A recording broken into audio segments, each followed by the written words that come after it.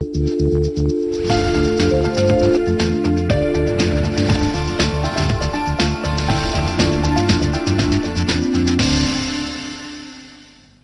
Morning Mumbai. इथून पुढच्या अर्ध्या तासात सुवर्णासोबत तुम्ही करणार आहात बातम्यांचा खास ब्रेकफास्ट. पण सुरुवात करूयात हेडलाईन. आता नवी मुंबईतली एक बातमी. नवी मुंबईमध्ये गिरी विहार या संस्थेतर्फे रॉक क्लाइम्बिंग स्पर्धेचं आयोजन करण्यात आलं. मुंबई, नवी मुंबई, पुणे या शहरांसोबतच जपान, फ्रान्स या देशातले स्पर्धक सुद्धा यामध्ये सहभागी झाले. देशविदेशातल्या मिळून 114 स्पर्धकांनी यात भाग घेतलाय. ही स्पर्धा 3 दिवस चालणार आहे. रॉक क्लाइम्बिंगचा थरार 3 दिवस मुंबईकरांना पाहता येणार आहे.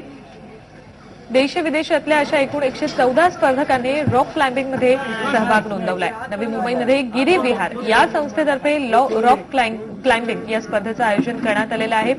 मुंबई, नवी मुंबई, पुणेसह जपान आणि फ्रान्सच्या स्पर्धकांनी सुद्धा यात सहभाग नोंदवलेला आहे. जवळपास 114 स्पर्धकांनी यात सहभाग नोंदवलेला आहे. एकूण 3 दिवस रॉक क्लाइम्बिंगची ही स्पर्धा रंगणार आहे.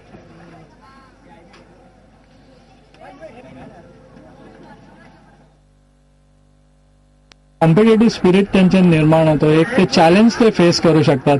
प्रत्येक जो प्रॉब्लेम आहे ते सॉल्व्ह केले की जो त्यांना आनंद मिळतो तो म्हणजे शब्दात सांगता येत नाही. एकूण स्पर्धक साधारण 114 आहेत. त्याच्यात विदेशातून पण आलेले आहेत. कोरिया, जपान, फ्रान्स, मग एक स्वित्झर्लंडचा पण आहे.